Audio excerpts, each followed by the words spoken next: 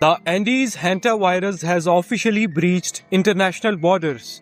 What started on a single cruise ship is now confirmed in the United States, France, and the Netherlands. The World Health Organization has issued a public warning that the number will rise. And we are already seeing medical containment protocols fail. The audit of the 2026 global outbreak is open. WHO Chief Tedros has just stated on camera that they expect more cases to be announced. Why? Because of the gap between the first infection and the time the virus was identified. Passengers were interacting, breathing the same air, and moving around the MV Hondius for weeks before anyone knew what they were carrying. Look at the data from the United States today. We have one confirmed case and 16 people currently isolated in Nebraska.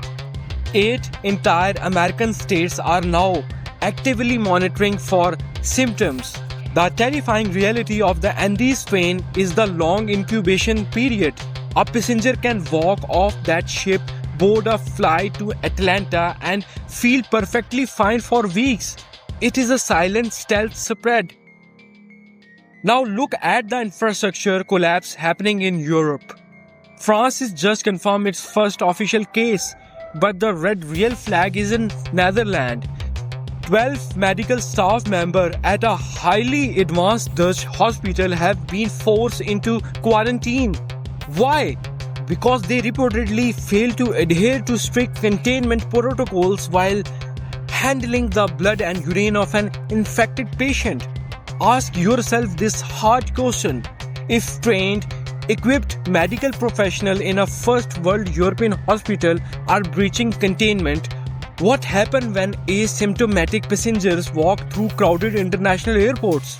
Just an hour ago, 2 more asymptomatic passengers from the cruise ship were flown into Atlanta for medical assessment. The pathogen is moving faster than the paperwork. The CDC is trying to manage the panic.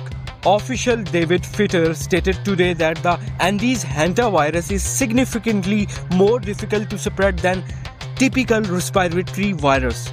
This is scientifically true, but do not ignore the fact that the Andes strain is the only hantavirus in human history documented to spread human to human.